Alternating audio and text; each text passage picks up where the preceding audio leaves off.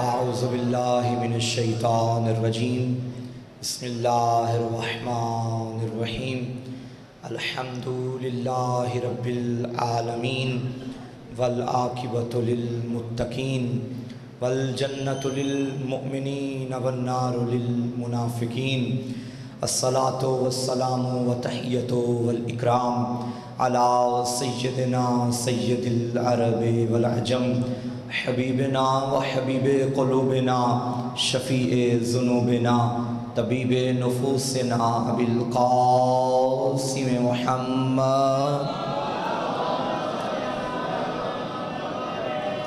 وآلہ الطیبین الطاہرین المعصومین المظلومین المنتخبین المنتجبین ولعنۃ اللہ علی اعدائہم اجمعین اما بعد فقد قال الرحمن فی القرآن بسم اللہ الرحمن الرحیم ان ھذا صراطی مستقیما فاتبعوہ صلوات پڑھیں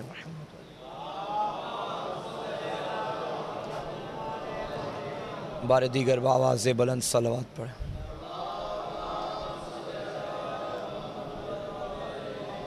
نعرہ تکبیر نعرہ رسالت نعرہ حیدری اہل بیت کے دشمنوں پہ لعنت درود بر عظمت محمد و آل محمد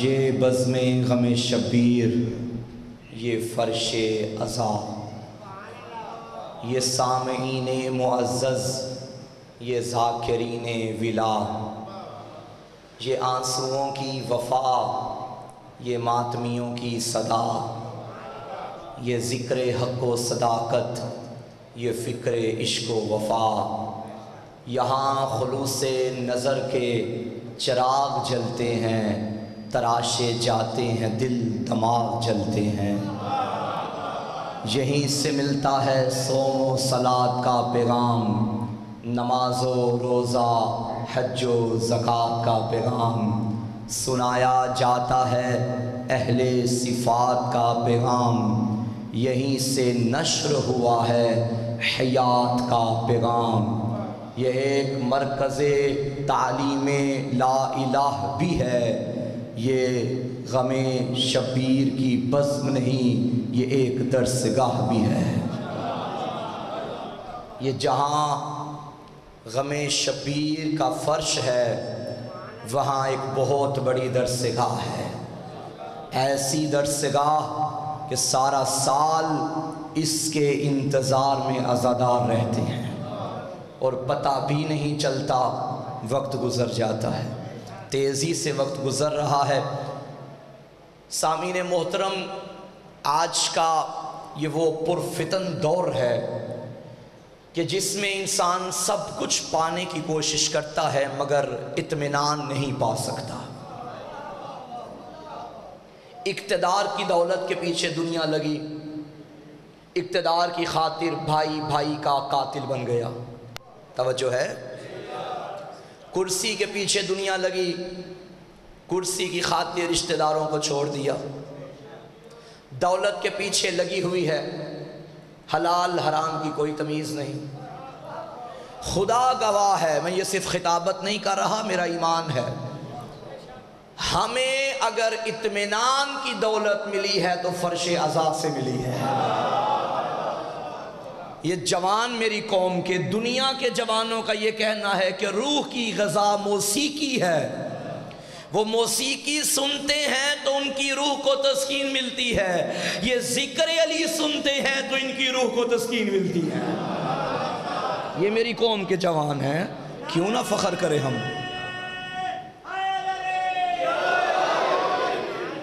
بحمد اللہ نہ ہمیں اقتدار کا لالچ نہ ہمیں مال و دولت کا لالچ نہ ہمیں کرسی کا لالچ کیونکہ جس جگہ ہم بیٹھے ہیں اس کے آگے کرسیاں بھی گر جاتی ہیں ہم بظاہر فرش پہ بیٹھے ہوتے ہیں مگر عرش نشیں ہوتے ہیں یہ جس خاک فرش عزا پہ آپ تشریف فرما ہیں اس کے سامنے دنیا بھر کی کوئی کرسی اور اقتدار کوئی ویلیو نہیں رکھتا یہ حقیقت ہے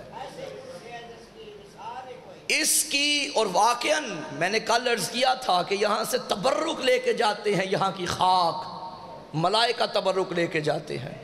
میں کہوں گا، ایک ریکویسٹ کرنا چاہتا ہوں، یہ میں جہاں بھی جاتا ہوں تکلیف ہوتی ہے یہ منظر دیکھ کے، معرفت میں کمی ہے ابھی بھی۔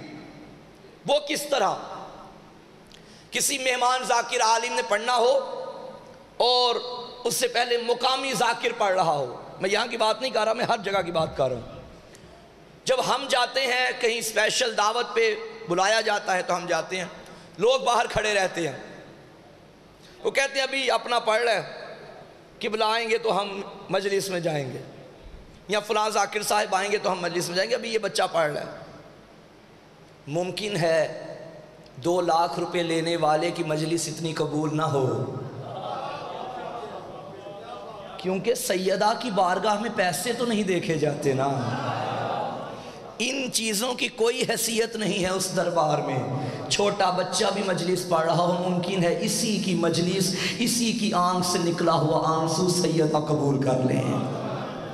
جیسے ہی مجلس شروع ہو جائے آ جایا کرے، فرش عزا پہ بیٹھ جایا کرے۔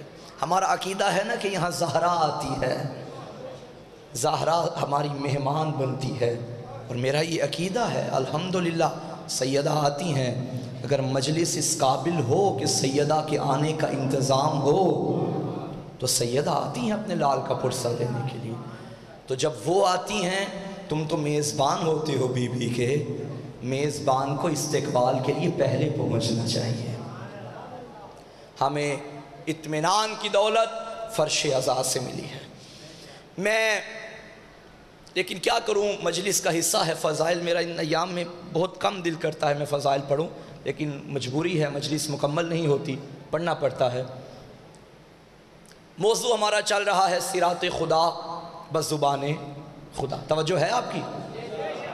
اس صراط کی پہلی نشانی یہ ہے مستقیمہ، یہ سیدھا ہے، اور اطمینان کی دولت اسے ہی ملے گی جو اس صراط پہ ہوگا، اور اس صراط پہ چلنے کی ہر نمازی خواہش کرتا ہے اور ہر نماز میں پڑھتا ہے اہدنا الصراط المستقیم۔ سورۃ الفاتحہ شیعہ نماز میں بھی ہے، سنی نماز میں بھی ہے، تمام مسلمانوں کی نماز میں سورۃ الفاتحہ پڑھنا واجب ہے۔ تمام عالم اسلام کے علماء کا یہ متفقہ فیصلہ ہے، لا صلاۃ الا بفاتحۃ الکتاب، سورۃ الفاتحہ کے بغیر نماز بھی نہیں ہوتی، سب کا یہ متفقہ فیصلہ ہے۔ اس کا مطلب ہے جب سارے مسلمان یہ پڑھتے ہیں سورۃ الفاتحہ، مجھے بتائیں اگر میں سورۃ الفاتحہ کی جگہ سورہ رحمان پڑھ لوں نماز ہو جائے گی؟ سورہ رحمان کس کا کلام ہے؟ اللہ کا۔ سورۃ الفاتحہ کس کا کلام ہے؟ اللہ کا۔ سورۃ الفاتحہ کو لے کے آنے والا کون ہے؟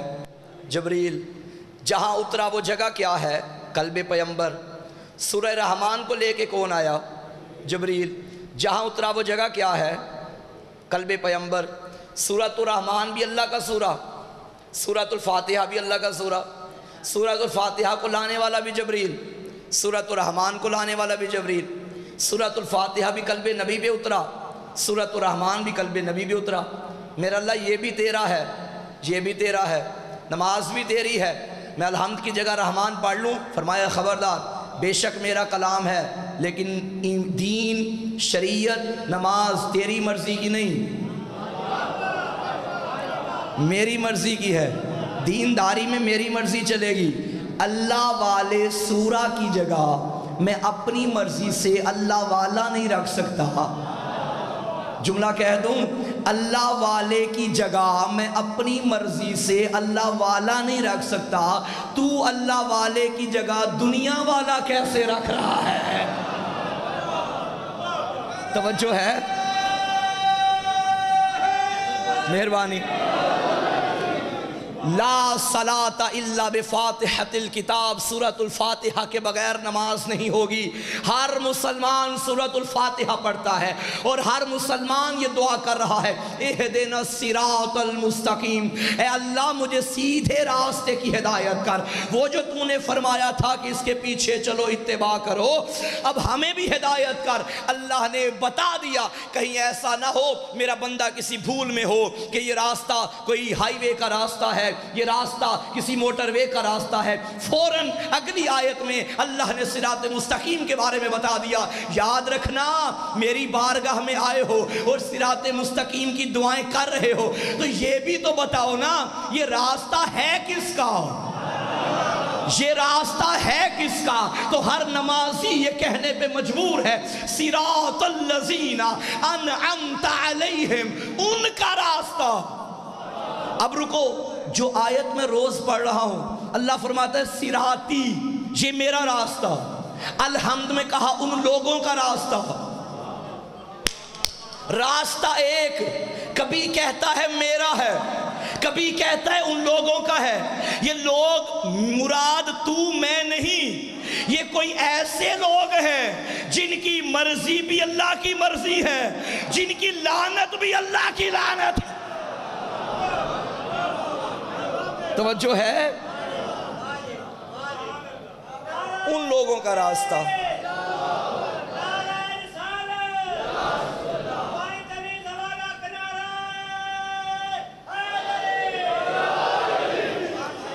کن لوگوں کا راستہ؟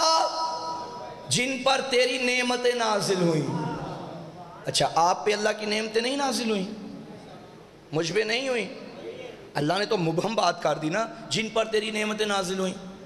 یہ بھائی ہر بندہ کوئی اللہ کو مانے اللہ کو نہ مانے، اللہ کی نعمتیں تو ہر کسی کے لیے ہیں۔ یہ آنکھ جس سے ہم دیکھتے ہیں، یہ آنکھ کیا ہے؟ اللہ کی نعمت۔ یہ ناک جس سے ہم سونگھتے ہیں، یہ ناک کیا ہے؟ اللہ کی نعمت۔ کان جس سے سنتے ہیں، اللہ کی نعمت۔ زبان جس سے بولتے ہیں، اللہ کی نعمت۔ ہاتھ جس سے مس کرتے ہیں، اللہ کی نعمت۔ یہ نعمتیں تو میرے لیے بھی ہیں۔ یہ نعمتیں چلو نیک بندوں کو چھوڑو، اللہ نے آنکھیں فرعون کو نہیں دی تھیں، چہرہ فرعون کو نہیں دیا، سننے کی طاقت فرعون کو نہیں دی، تو یہ نعمتیں تو فرعون کے پاس بھی ہیں۔ سورہ لقمان میں اللہ فرماتا ہے الم تروا ان اللہ سخر لکم ما فی السماوات و ما فی الارض، تم نہیں دیکھتے جو کچھ اللہ نے زمین و آسمان کے لیے بنایا تیرے لیے تسخیر کر دیا، تیرے لیے مسخر کر دیا۔ وَأَسْبَغَ عَلَيْكُمْ نِعَمَهُ ظَاهِرَةً وَبَاطِنًا، اور اس نے تم پر نعمتیں برسا دی ہیں، چاہے وہ ظاہر ہوں یا باطن۔ اب ظاہری نعمتوں میں یہ میرے اعضاء و جوارے ہیں، اور باطنی نعمتیں اتنی ہیں جن کو میں بھی نہیں جانتا۔ بھائی باطنی نعمت میں سے کوئی ایک نبض بھی، ایک نار بھی دائیں سے بائیں ہو جائے، تمہارے لیے مصیبت نہ بنی تو پھر کہنا۔ یعنی اتنی نعمتیں ہمارے وجود کے اندر ہیں، ہر بندہ انہیں جان نہیں سکتا۔ ظاہر، اچھا اللہ فرما رہا ہے سخر لکم ما فی السماوات و ما فی الارض۔ سخرہ تسخیر کو کہتے ہیں، تسخیر یعنی ارادے کے تابع بنانا۔ اللہ گویا فرما رہا ہے جو کچھ آسمان میں ہے، جو کچھ زمین میں ہے، میں نے سارا تیرے ارادے کے تابع بنایا۔ یہ سورج نکلتا ہے یہ بھی تیرے لیے، چاند نکلتا ہے یہ بھی تیرے لیے، بندے کے لیے بنایا نا، انسان کے لیے بنایا، سب کچھ انسان کی۔ ایمن کے ملائکہ بھی انسان کے لیے بنے، ملائکہ انسان کی خدمت کے لیے بنے۔ اشرف المخلوقات کوئی ہے تو وہ انسان ہے نا۔ تو اللہ نے یہ ساری نعمتیں انسان کو عطا کی۔ یہ سورج کا چمکنا نعمت، یہ چاند کا دمکنا نعمت، یہ ستاروں کا ٹمٹمانا نعمت، یہ دھوپ کا آنا نعمت، یہ چھاؤں کا آنا نعمت، یہ ٹھنڈا پانی نعمت، یہ گرم پانی یہ نعمت، یہ زندگی نعمت۔ بندہ غور کرے تو موت بھی نعمت ہے۔ ہاں آپ کچھ عرصے کے لیے ذرا سوچیں، اللہ موت ہی نہ دے، گھر کی حالت کیا ہوگی؟ جب 500 سال، 1000 سال بوڑھے ہی ہر طرف پڑے ہوں گے۔ سمجھ رہے ہیں میری بات کو؟ تو یہ جو اللہ موت دیتا ہے یہ بھی نعمت ہے، یہ جو زندگی دیتا ہے یہ بھی نعمت، بے شمار نعمتیں اللہ نے ہم پہ نازل کی۔ اب وہ کون سی نعمت ہے جس کا سورۃ الفاتحہ میں ذکر ہے؟ بھائی قرآن سے ہی میں نے نعمتیں نکالنی ہیں۔ ایک طرف فرمایا ان لوگوں کا راستہ جن پر تیری نعمتیں نازل ہوئیں، اگر ہم اس آیت کی روشنی میں دیکھیں اس سے مراد تو سارے لوگ ہیں۔ یہ کیا فرعون کا راستہ ہوگا؟ نعوذ باللہ۔ کیا یزید کا راستہ ہوگا؟ نعوذ باللہ۔ اب یزید کے پاس تخت نہیں تھا، یہ بھی ایک نعمت ہے۔ تاج نہیں تھا، یہ بھی ایک نعمت ہے۔ اس کا وجود نہیں تھا، یہ بھی ایک نعمت ہے۔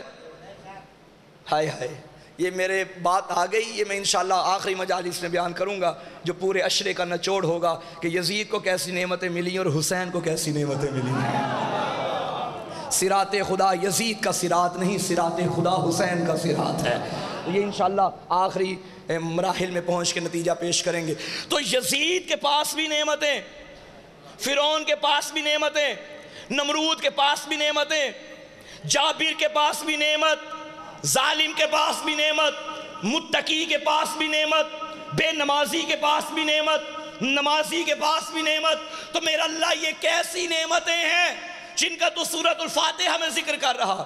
ایک مقام پہ تو یہاں تک فرما دیا ان تعدو نعمت اللہ لا تحصوها، اگر تم اللہ کی نعمتوں کو شمار بھی کرنا چاہو تو نہیں کر سکتے۔ گننا شروع ہو جاؤ ذرا اللہ کی نعمتیں، شمار کر پاؤ گے؟ اچھا، اللہ نے ہمیں دی ہیں نعمتیں، جس کو نعمت ملے وہ کرتا ہے شکریہ ادا۔ اور یہ صرف انسانیت نہیں، صرف مذہب نہیں، بلکہ فطرت ہے، اور فطرت حیوان کی بھی ہے۔ آپ ذرا چند دن کسی جانور کو ٹکڑے ڈالنا شروع کر دیں، 5ویں دن آپ کے پاس آئے گا تو دم ہلاتا ہوا آئے گا، اسے پتہ چل جاتا ہے یہ مجھے نعمتیں دینے والا ہے۔ اس کا دم ہلانا اس کا اظہار شکر ہے، جانور کا دم ہلانا اظہار شکر ہے، انسان کا سر جھکانا اظہار شکر ہے۔ وہ دم ہلا کے شکریہ ادا کرتا ہے۔ تو یہ شکر کا اظہار ہے۔ اور ایک مقام پہ تو اللہ نے فرمایا لَئِن شَكَرْتُمْ لَأَزِيدَنَّكُمْ، اگر تم میری دی ہوئی نعمتوں کا شکر ادا کرو گے تو میں تمہاری نعمتوں میں اور اضافہ کر دوں گا۔ توجہ فرمائیے، نعمتیں وہ دے رہا ہے تو حق بنتا ہے کہ شکر ادا کریں، شکر کریں گے تو اللہ اور زیادہ دے گا۔ کسی نے پوچھا تھا کہ مولانا غربت بڑی ہے، پیسے نہیں ہوتے، گھر کے حالات ٹھیک نہیں، کیا کریں؟ تو میں نے کہا تم زیادہ سے زیادہ خرچہ کیا کرو، سخاوت شروع کر دو۔ اس نے کہا سخاوت تو تب ہوگی نا جب پاس کچھ ہوگا۔ میں نے کہا جب سخاوت ہوگی نا تو اللہ سب کچھ عطا کر دے گا۔ سخاوت کا تعلق دل سے ہوتا ہے، ہاتھ سے نہیں۔ یہ نہ دیکھیں کہ انسان اللہ کی راہ میں کتنا دے رہا ہے، یہ دیکھیں کتنے میں سے دے رہا ہے۔ بھائی ایک بندہ 5 لاکھ روپے اگر مسجد میں امام بارگاہ میں دیتا ہے ایک مہینے کا، اللہ نے اس کو 50 کروڑ روپیہ ماہانہ دیا ہے، تو 5 لاکھ دینا کوئی بڑی بات نہیں ہے۔ اب یہ نہ دیکھو کہ 5 لاکھ دیا تو بڑی بات، یہ دیکھو دے کس میں سے رہا ہے، 50 کروڑ میں سے، تو 5 لاکھ کی کوئی حیثیت نہیں۔ اور اگر کوئی بندہ 5 روپے بھی دے دے اور منتھلی آمدنی مثلا 500 روپیہ یا 1000 روپیہ ہو، جس میں سے میرا خیال ہے ناممکن ہے گزارا ہونا، مشکل تو دور کی بات ہے، جتنے میں سے دے رہا ہے وہ دیکھو، اور جس کے پاس کائنات کی شاہی ہو اور وہ کائنات کی شاہی اللہ کی بارگاہ میں قربان کرے، اسے حسین کہتے ہیں۔ کون برابری کرے گا اہل بیت کی؟ کون برابری کرے گا اہل بیت کی؟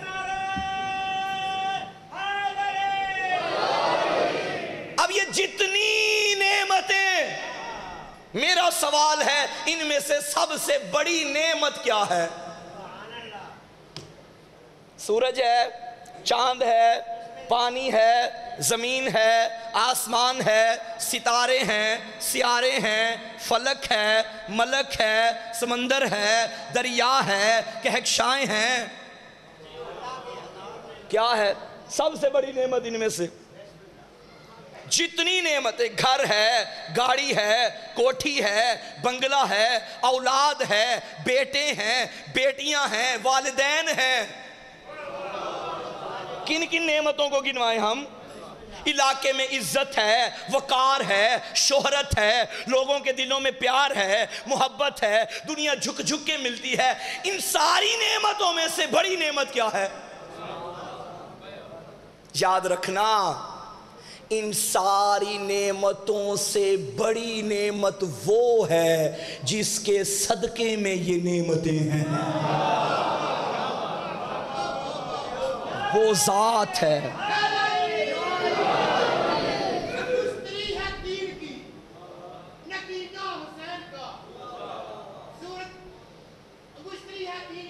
نگینہ حسین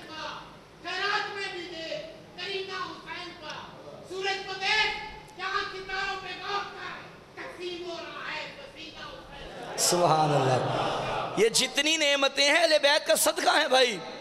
یہ جو اللہ نے قرآن میں سخر لکم ما فی السماوات و ما فی الارض واسبغ علیکم نعمہ، اللہ نے اسبغ کہا جاتا ہے برسا دی، ایک ہوتا ہے عطا کرنا، ایک ہوتا ہے برسا دینا۔ آپ کسی کو پانی دیں، ایک بوتل میں دیں گے، 2 میں دے دیں گے، کتنا دے دیں گے؟ یہ ہے عطا کرنا۔ ایک ہوتا ہے برسا دینا، جب پانی برسایا جاتا ہے اس کا کوئی حساب ہی نہیں ہوتا۔ اللہ نے اسبغا کہہ کے، اسبغا اس نے برسا دی، وحی علی نے اسی قرآن میں سے یہ لفظ اٹھا لیا۔ اللہ نے کہا اسبغ علیکم، میں نے تم پہ نعمتوں کو برسا دیا، تو علی نے دعائے کمیل میں فرمایا یا سابغ النعم، اے نعمتوں کو برسانے والے۔ علی نے بتا دیا سابغ، برسانے والا۔ آپ یقیناً آپ نے دعائے کمیل پڑھی ہوگی، کبھی تنہائی میں بیٹھ کے ٹائم نکال کے نا ذرا شب جمعہ پڑھیے گا دعائے کمیل، ترجمہ پڑھ لیں، بس ترجمہ۔ یقین کریں توحید کہیں سے ایسی نہیں ملے گی۔ علی کیا فرما رہے ہیں؟ یا سریع الرضا، اے بہت جلد راضی ہو جانے والے۔ 2 بندے آپس میں اگر جھگڑیں، جلد راضی وہ ہوتا ہے جس کے پاس طاقت نہیں ہوتی۔ طاقت والا جلد راضی نہیں ہوگا، فقیر جلدی راضی ہوگا، امیر جلدی راضی نہیں ہوگا۔ جس کے پاس مقابلے کے لیے، بدلے کے لیے، انتقام کے لیے کوئی سہارا نہیں ہوگا وہ جلدی راضی ہو جائے گا، اور جو اقتدار رکھتا ہوگا وہ جلدی راضی نہیں ہوگا۔ ایسا ہے نا بھائی، یہ نیچر ہے۔ لیکن علی اس کو فرما رہے ہیں اے بہت جلد راضی ہو جانے والے جو کائنات کا اقتدار رکھتا ہے، اے بہت جلد راضی ہو جانے والے جو مالک الاملاک ہے، جو مفلک الافلاک ہے، جو یکور اللیل علی النہار ہے، یکور النہار علی اللیل ہے، اس کو علی فرما رہے ہیں بہت جلد راضی ہو جانے والے، جس کو کسی کی ضرورت نہیں، جو چاہے تو کن کہہ کے کائنات کو پلٹا دے، اس کو فرما رہے ہیں بہت جلد راضی ہو جانے والے۔ اغفر لمن لا یملک الا الدعاء، اس کو بخش دے جس کے پاس دعا کے سوا کچھ بھی نہیں ہے۔ علی نے تجھے بتایا ہے خدا کی بارگاہ میں جھکنا کیسے ہے، اس کو منوانے کے لیے پیسے کی لالچ نہ دو، اس کو منوانے کے لیے کوئی اور لالچ نہ دو، اسے منوانے کے لیے صرف آنکھ میں ندامت کا ایک قطرہ ہی کافی ہے۔ میری گفتگو سے پریشان تو نہیں ہوگے صاحب؟ تو یہ بھی اس کی نعمتیں ہیں نا۔ علی یا سابغ النعم، اے نعمتوں کو برسانے والے، یا دافع النقم، اے بلاؤں کو دفع کرنے والے، دور کرنے والے۔ تو اس کا مطلب ہے وہ اللہ نعمتوں کو برسا رہا ہے۔ تو سوال تو پھر وہی ہے کہ ان ساری نعمتوں سے سب سے بڑی نعمت کون؟ جس کے صدقے میں اللہ نے نعمتوں کو بنایا، وہی سب سے بڑی نعمت۔ تو وہ کون؟ وہ تیرا میرا نبی مصطفیٰ ہے، جس کو فرمایا تھا لولا کا لما خلقت الافلاک، اگر تو نہ ہوتا میں کائنات نہ بناتا۔ تو سب سے بڑی نعمت کون؟ ذات مصطفیٰ۔ صلوات بھیجئے سرکار کی ذات بابا سے۔ اب آئیے اس آیت کی طرف، اللہ نے فرمایا لَإِن شَكَرْتُمْ لَأَزِيدَنَّكُمْ، اگر تم میری دی ہوئی نعمتوں کا شکر ادا کرو گے تو اللہ تمہاری نعمتوں میں اضافہ کرے گا۔ شکر ادا کرنا ہے محمد جیسی نعمت پر، تو شکر وہ ادا کرے گا جو محمد کو ویسا مانے جیسا وہ ہے، اور جو محمد جیسی نعمت میں بھی اس کی نبوت پہ شک کرے، یا 40 سال تک نبی ہی نہ مانے، یا نبی کے بارے میں کہے کہ نعوذ باللہ نبی نسیان کا شکار ہو گئے، یا نبی کے بارے میں کہے کہ نعوذ باللہ نبی جو ہے وہ بخار میں مبتلا ہو گئے اور بخار ان پہ چھا گیا، یہ شکران نعمت نہیں، یہ کفران نعمت ہے۔ اور جنہوں نے کفران نعمت کیا اللہ نے انہیں اور نعمت دی ہی نہیں۔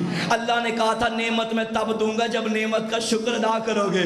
جلال پور بھٹیا والوں میں اپنی پوری تقریر کا نچوڑ پیش کر رہا ہوں۔ اللہ نے فرمایا میں نعمت تب دوں گا جب پہلے والی نعمت کا شکر ادا کرو گے۔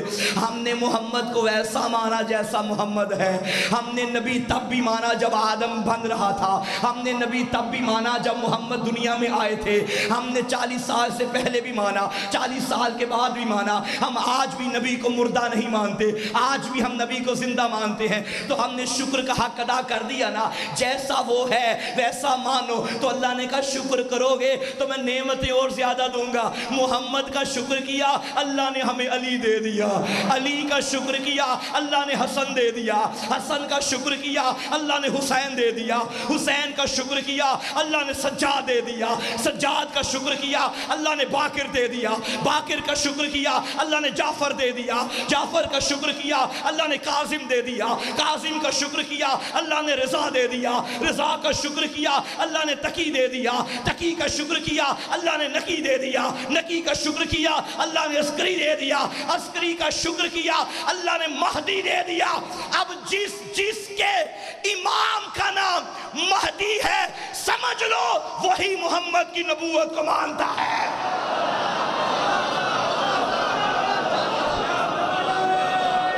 بہت شکریہ، مہربانی۔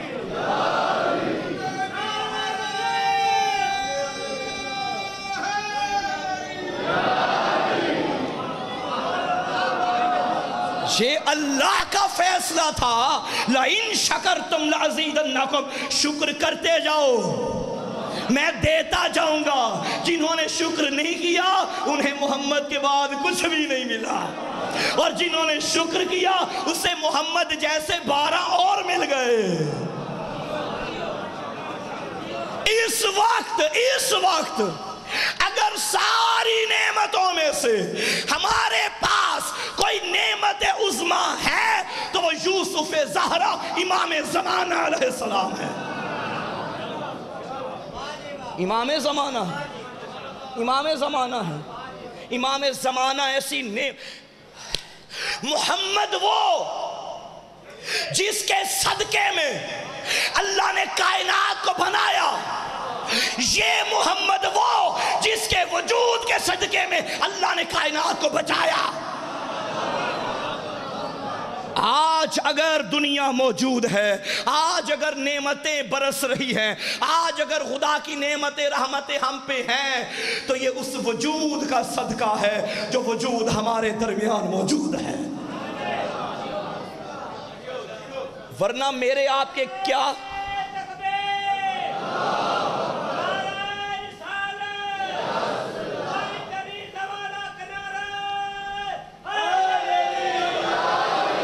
میرے آپ کے کیا اعمال ہیں؟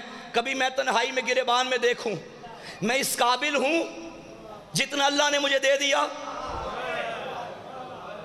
ہر بندہ سوچ سکتا ہے جو گزشتہ انبیاء کی امتوں پہ عذاب آتے تھے جن جن گناہوں کی وجہ سے، کیا وہ گناہ ہمارے ہاں نہیں ہیں؟ سارے ہیں، بلکہ زیادہ ہیں، زیادہ ہیں۔ خدا معاف کرے، خدا معاف کرے۔ رسول اللہ کا فرمان ہے کہ میرا دور سب سے اچھا دور ہے، میرے بعد میرا یہ دور جتنا مجھ سے دور ہوتا جائے گا اتنا بدترین ہوتا جائے گا۔ نبی کا دور آیا، نبی کے بعد مولا علی کا دور آیا، وہ کچھ برا ہو گیا، پھر دور آیا کچھ اور برا ہو گیا۔ جس قدر دور پیمبر سے دور ہوتا جائے گا دور بدتر ہوتا جائے گا۔ اب وہ دور ہے کہ جس دور میں گناہ کو بھی گناہ نہیں سمجھا جاتا. اللہ نے باقی انبیاء کی امتوں پہ عذاب نازل کیا, کسی کو کچھ بنا دیا, کسی کو کچھ بنا دیا, کسی کو کچھ. رسول کی امت پہ کیوں نہیں کیا؟ اللہ نے فرمایا جب تک تو موجود ہے میں تیرے ہوتے عذاب نازل نہیں کروں گا. اب کوئی میدان غدیر کی طرف اشارہ نہ کر دے. محمد موجود تھے, اللہ نے پھر بھی عذاب بھیج دیا. دنیا والوں کی باتیں اور ہیں, علی کے منکر کی بات اور ہے. اللہ منکر علی کو معاف نہیں کرتا.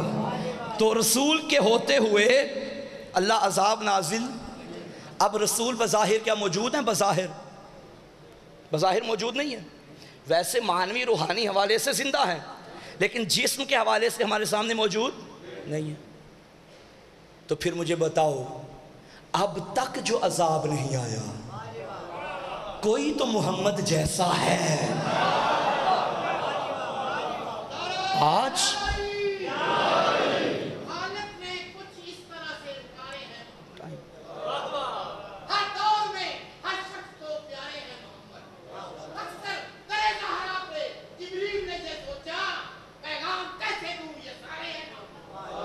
ماشاءاللہ ماشاءاللہ.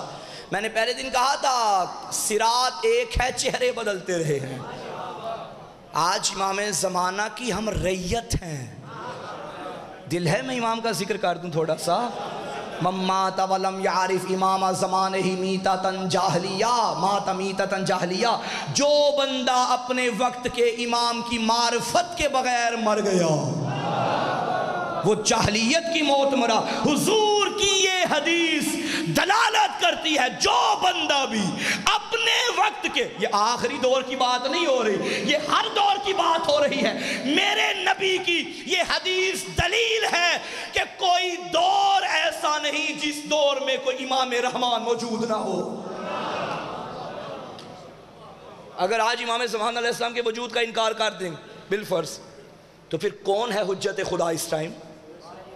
حضور کو تو تم زندہ نہیں مانتے, تو کس کے صدقے میں جی رہے ہو؟ یہ صرف اور صرف فاطمہ کا بیٹا ہے. ہر دور میں امام رہا, یہ قانون خدا ہے.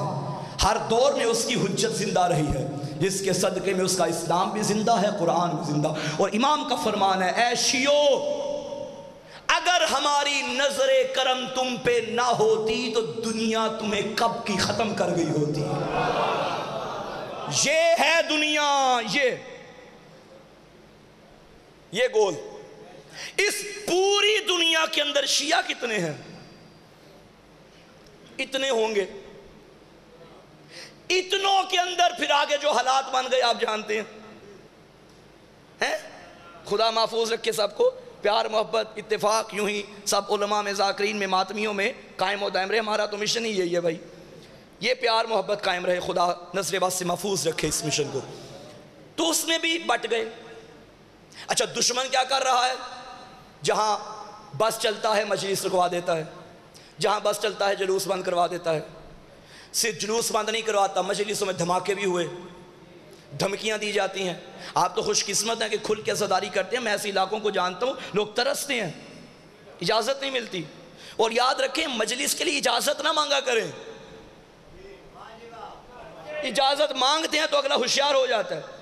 میں گھر میں نعوذ باللہ, اللہ معاف کرے, اللہ معاف کرے, کوئی کسی گھر میں کنجر پن کا انتظام کر لے, اس کے لائسنس نہیں بنوائے جاتے. گھر میں علی کا ذکر ہو تو پابندیاں. یہ اسلامی جمہوریہ پاکستان ہے, یہ کیا ہے؟ محمد مصطفیٰ کے مشن کی مخالفت کوئی گھر میں کرے ساری دنیا وہاں پہنچ جائے گی. اور محمد کی آل کا ذکر ہو تو فتوے. یہ دشمنی کی علامت نہیں تو کیا ہے؟ کیا یہ محبت ہے اہل بیت سے؟ کوئی اجازت میں اپنی طرف سے نہیں کہہ رہا, میں اکابرین ملت کی جانب سے کہہ رہا ہوں, کسی اجازت کی ضرورت نہیں. اور ایک بات میں عرض کروں, میں نے کچھ دن پہلے ایک اور مقام پہ عرض کی تھی, محرم سے پہلے وہاں ہم پہنچے تو مجھے بانی نے کہا کہ قبلہ میں نے گھر میں مجلس رکھی ہوئی تھی, میرے اپنوں نے پولیس کو, تھانے کو خبر دے دی. میرے اپنوں نے وہ رشتہ داری کو عزاداری میں لے آئے, رشتہ داری کی مخالفت کو عزاداری میں لے آئے. پھر مجھے مجبوراً یہ گھر سے اٹھا کے مسجد میں پروگرام کرنا پڑا. کیا ہو گیا بھائی؟ الحمدللہ میں اس ماحول کو جانتا ہوں, یہاں امن ہے, خدا یہاں کے بزرگان کو، اکابرین کو اور یہاں کی انتظامیہ کو سلامت رکھے، اور آپ جوانوں کی مولا زندگی دراز فرمائیں۔ اپنے سہارے جیو، اپنی طاقت پہ جیو، کسی کے سہارے جینے کی تمنا مت کرو۔ میرے گھر میں فوتگی ہو جائے، میرے کسی بھائی کے گھر میں فوتگی ہو جائے، اپنا جنازہ پڑا ہو، تب میں اپنی دشمنیاں بھول جاتا ہوں۔ کوئی بات نہیں، جنازہ ہے۔ تو یہ ساری دشمنیاں حسین کی مجلسوں میں کیوں یاد آتی ہیں؟ یاد رکھنا، آن دی ریکارڈ بات کر رہا ہوں، جہاں بھی میری آواز جائے، یاد رکھنا زمانے والوں، او میرے شیعوں، میرے بھائیوں، دوستوں، عزاداروں، اگر ایک بانی مجلس کروائے اور اس پہ FIR ہو جائے، باقی مومنین کی کوئی ذمہ داری نہیں۔ یہ اس نے کروانی تھی، وہ جانے، اس کا کام جانے۔ حسین اس کا نہیں، حسین تیرا بھی ہے۔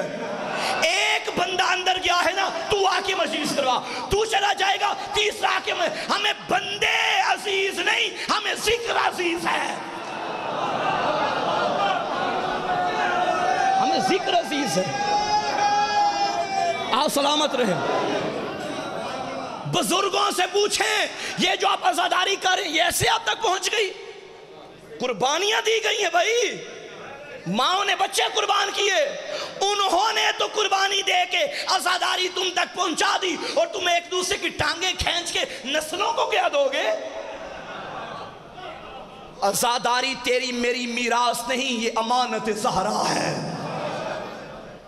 جیسے تجھ تک پہنچی ہے ویسے نسلوں تک پہنچا۔ ایک بندے پہ FIR ہو جائے، کوئی مسئلہ نہیں، مجھ پہ FIR ہو جائے، کوئی مسئلہ نہیں۔ بات محسن کاظمی کی ذات کی نہیں، بات مشن کربلا کی ہے۔ میں اندر ہو جاؤں گا، میری جگہ مولا کسی اور سے کام لے لیں گے، وہ اندر ہو جائے گا، کسی اور سے کام لے لیں گے۔ کام چاہیے۔ جسم مرنے سے قومیں مر جاتی نا، تو کربلا میں ہم مر جاتے۔ جسم مرنے سے قومیں نہیں مرتی، نظریے مرنے سے قومیں مرتی ہیں۔ وہاں جسم بظاہر کٹ گئے تھے، نوکے نیزہ پہ بھی نظریے کا نام لے کے حسین نے بتا دیا، تم جسم ہمارے سر سے جدا کر سکتے ہو، ہمیں نہ کل مٹا سکتے تھے نہ اب مٹا سکتے ہو۔ نظریے سے قوم مرتی ہے۔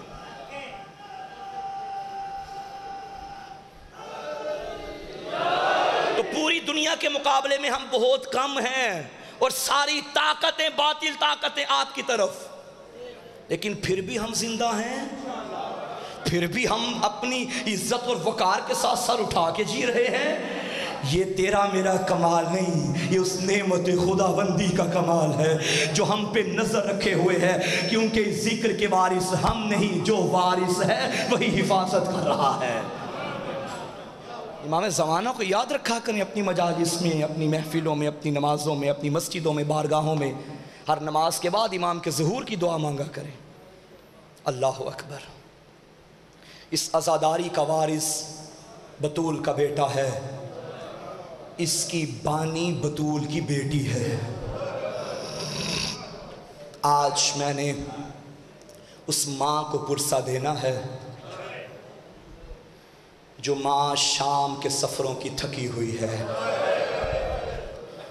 میری مائیں بہنیں پردے میں سن رہی ہیں، ابتدائی ایام ختم ہو گئے، شہادت کے دن شروع ہو گئے۔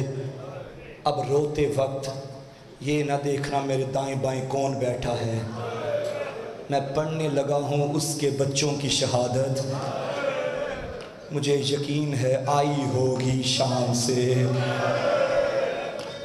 میں ابھی کل ہم سفر کر رہے تھے، میں نے اپنے گاڑی میں ساتھیوں سے ایک بات کہی تھی، دل پھٹ گیا تھا، خدا کی قسم، کون سمجھے بی بی کی وفا کو۔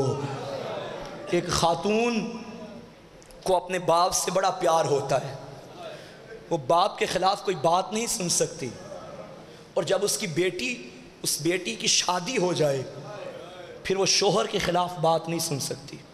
لیکن کبھی کبھی اللہ نہ کرے ایسا ماحول گھروں میں ہو، کبھی کبھی ہوتا ہے کہ وہ باپ کے ساتھ اگر چپکلش ہو جائے تو مشکل ہو جاتا ہے اس کے لیے کہ باپ کی طرف جاؤں، بھائیوں کی طرف جاؤں یا شوہر کی طرف جاؤں۔ لیکن جب اللہ اس عورت کو بیٹے عطا کرتا ہے نا، پھر وہ بیٹوں کی محبت کے آگے کسی کو برداشت نہیں کرتی، اسے بھائی چھوڑنا پڑے چھوڑ دیتی ہے، उसे घर अपना छोड़ना पड़े छोड़ देती है।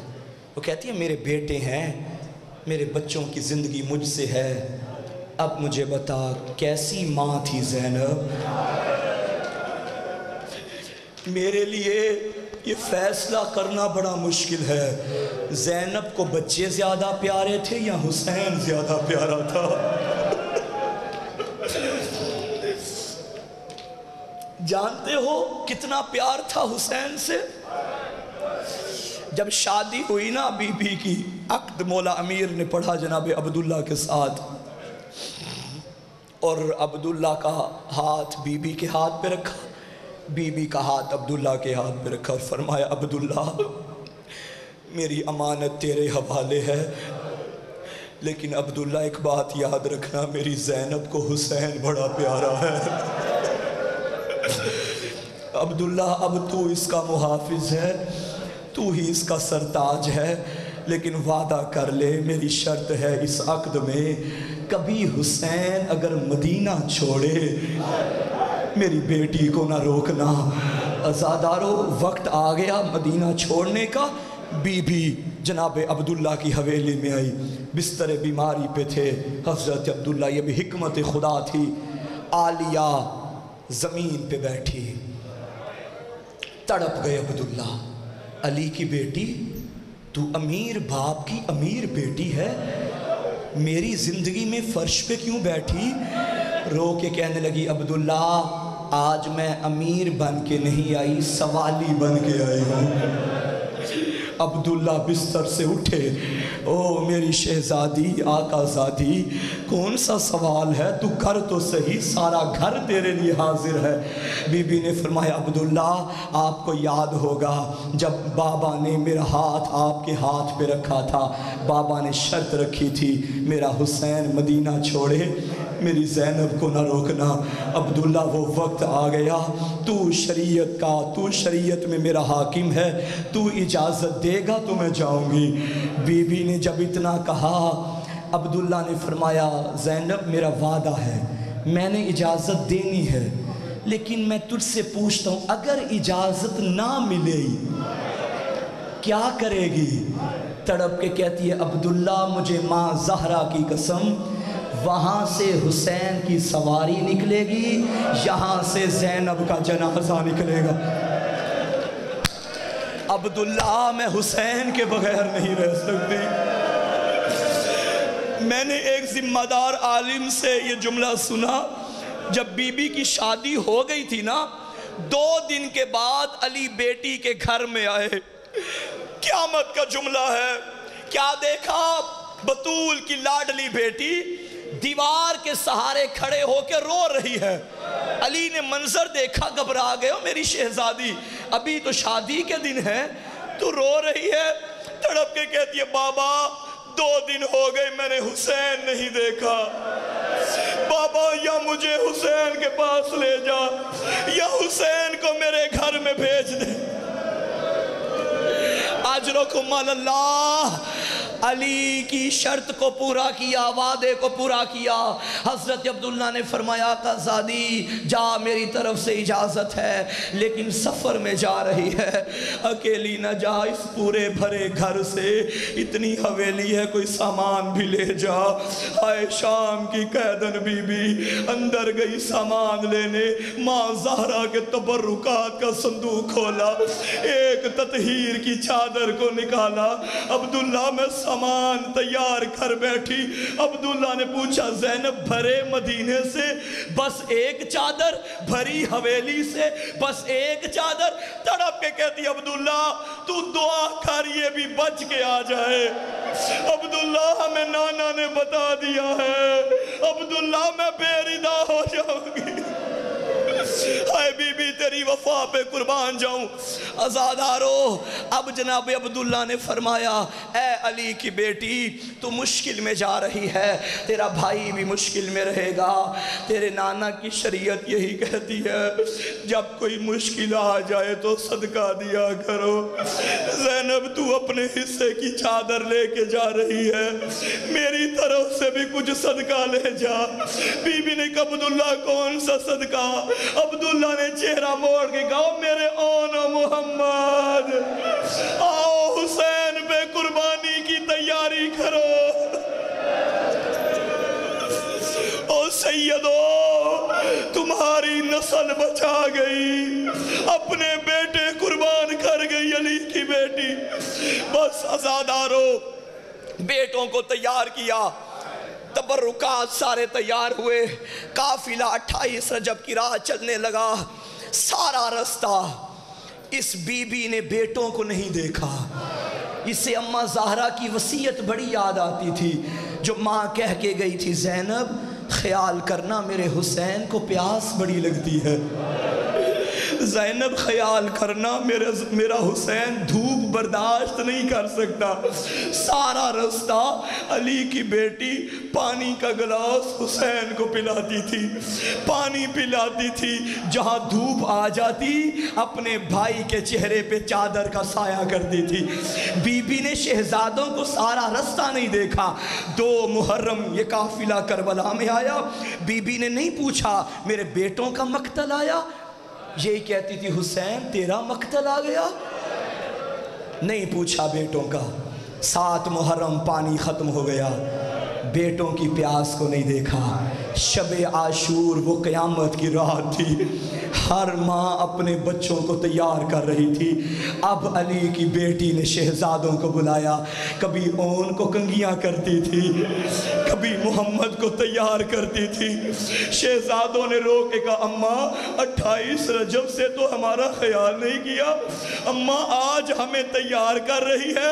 رو کے کہتی ہو میرے شہزادوں تم کل ماموں پہ قربان ہو جاؤ گے، میرے شہزادوں میرا حسین بچنا چاہیے، میں تمہیں اپنے ماموں پہ قربان کرنے کے لیے لائی ہوں۔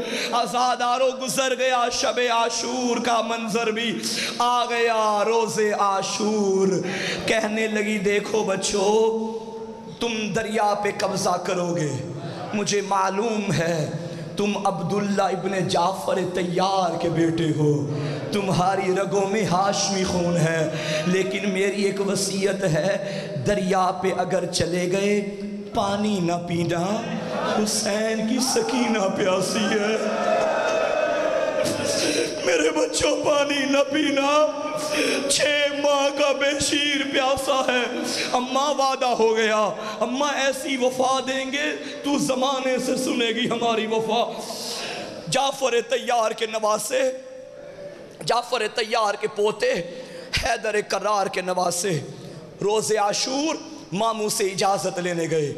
غریب نے جب بچوں کو دیکھا فرمایا میرے بچوں تم میری بہن زینب کی نشانی ہو، میں کیسے تمہیں مقتل میں بھیجوں؟ شہزادے روتے روتے خیمے میں آئے، اماں ماموں اجازت نہیں دیتے۔ اب بی بی کے اندر یہ ہمت نہ تھی میں کیسے بھائی سے اجازت مانگوں۔ کہنے لگی جاؤ ماموں غازی کو بلا کے لاؤ۔ غازی چلتے چلتے خیمہ سیدہ کے در پہ آئے، بی بی نے فرمایا غازی جا آقا سے کہہ دے تیری بہن کہہ رہی ہے تجھے تیری بہن کے حق کا واسطہ، تجھے بہن کی چادر کا واسطہ، آج بہن کے بچوں کو خالی نہ پلٹانا۔ جب غازی آئے مولا اور بہن واسطے دے رہی ہے، مولا بیٹوں کو قربانی قبول کرنا۔ بس عزادارو اجازت مل گئی، تیار ہو گئے دونوں شہزادے۔ ایک گھوڑے پہ اون کو شبیر نے سوار کیا، دوسرے گھوڑے پہ محمد کو غازی نے سوار کیا۔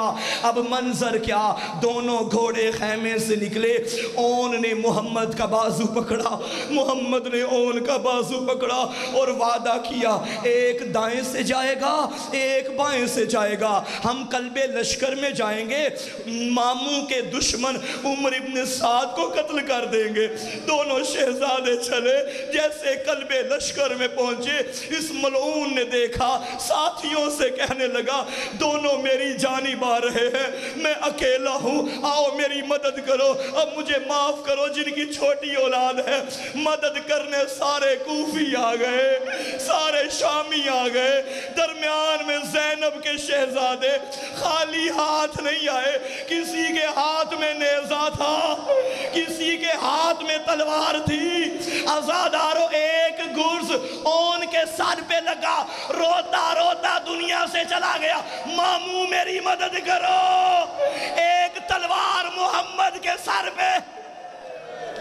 اجرکم اللہ، محمد نے پکارا ماموں جان آ جائیے، اون کا دم نکل گیا، محمد کی لاش پہ قریب پہنچا، عزادارو محمد کا سر اپنے زانوں پہ رکھا، او میری بہن کے شہزادو، او میری بہن کے شہزادو، اللہ نے تمہاری قربانی قبول کر لی۔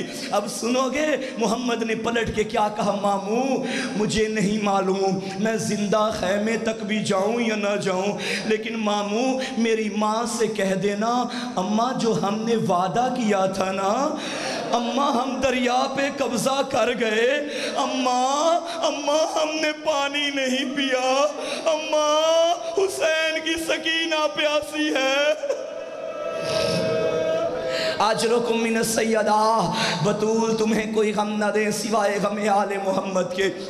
دونوں شہزادوں کو لے کے حسین خیمے میں آئے، اکبر کی لاش آتی تھی، اکبر کی ماں کو بلاتا تھا غریب، اصغر کی لاش آتی تھی، اصغر کی ماں کو بلاتا۔ اب ان دو شہزادوں کی لاش آئی، زینب سامنے نہیں آئی۔ امام نے جناب فضہ سے فرمایا، اماں فضہ جا آقا زادی کو بلا کے لا، تیرے بیٹوں کی قربانی قبول ہو گئی۔ بی بی فضہ آئیں بی بی کے پاس، علی کی بیٹی نے کہا اماں فضہ جا کے بتا دے میں علی کی بیٹی ہوں، میں صدقہ دے کے واپس نہیں لوں گی، میں نے بھائی پہ صدقہ کر دیا۔ شام غریب آئی، لاشوں پہ گھوڑے دوڑائے گئے، جب 11 محرم کا دن آیا نا، بے پلان اونٹ پہ رسیاں پہن کے سوار ہو گئی۔ اب بیٹوں کے لاشیں بھی تھے، بھائیوں کے لاشیں بھی تھے۔ سجاد سے یہ نہیں کہا مجھے اون کی لاش پہ لے جا، یہ نہیں کہا مجھے محمد کی لاش پہ لے جا، کہتی تھی سجاد بیٹا اس ظالموں سے کہہ دے تھوڑی دیر مجھے بھائی کی لاش پہ رکنے دے۔ او ایک ناکے سے گھری زینب بھائی کی لاش پہ، بھائی سے باتیں کی، بیٹوں کے لاشوں کو نہیں دیکھا۔ بی بی تیری وفا پہ قربان جاؤں، آ گیا شام کا زندان، بھائی پہ روتی رہی، بھائی پہ روتی رہی، بیٹوں کو یاد نہیں کیا۔ جب شام سے رہائی ہوئی نا، سارے تبرکات واپس کیے گئے، شہیدوں کے کٹے ہوئے سر بھی زندان میں آئے۔ پہلا سر آیا علی اکبر کا، اکبر کی ماں آگے آئی، پھر سر آیا قاسم کا، قاسم کی ماں آگے آئی، پھر سر آیا چھوٹا سا۔ اب ایک ماں نہیں آئی، ساری مائیں دوڑتی آئی، آخر میں 2 چھوٹے چھوٹے سر آئے۔ اب کوئی ماں آگے نہیں بڑھ رہی، سر لانے والے نے کہا ان بچوں کی ماں مر تو نہیں گئی؟ دور سے دیکھا زینب علی اکبر کا سر پکڑ کے اپنے سینے سے لگا رہی تھی، اور میں 18 سال برکے میں پالتی رہی، نہیں یاد کیا بیٹوں کو۔ عزادارو چہلم کرنے کربلا آ گئی، اکبر کی قبر پہ آئی، بھائی کی قبر پہ آئی، غازی کی قبر پہ آئی، بیٹوں کی قبر پہ یہ ماں نہیں گئی۔ جب واپس آئی ہے نا مدینے میں، نانا کی قبر پہ آ کے بھائی کا پرسہ دیا، بیٹوں کا ذکر نہیں کیا۔ بھائی حسن کی قبر پہ آ کے بھائی کا پرسہ دیا، بیٹوں کا ذکر نہیں کیا۔ اماں کی قبر پہ آ کے بھائی کا پرسہ دیا، بیٹوں کا ذکر نہیں کیا۔ مدینے کی عورتیں جب پرسہ دینے آئی تھی نا، بی بی نے کہا تھا خبردار کوئی میرے بیٹوں کا مجھے پرسہ نہ دے، میرے غریب حسین کا پرسہ دو۔ عزادارو آخر ماں تھی، کتنا صبر کر لیتی۔ عبداللہ نے سجاد سے کہا سجاد آقا زادی سے اپنی پھوپھی سے کہہ دے زینب عبداللہ کہہ رہا ہے تھوڑی دیر اپنے گھر تو آ۔ عزادارو اب قیامت آ گئی، جب زینب چادر میں اپنے گھر آئی، 2 چھوٹے چھوٹے مسلح دیکھے، اب منہ کیا کربلا کی طرف، اور میرے اونو محمد، اور میری چادر تو آ گئی اور تم واپس نہیں آئے۔ اللہ لعنت اللہ ہے۔ القوم الظالمین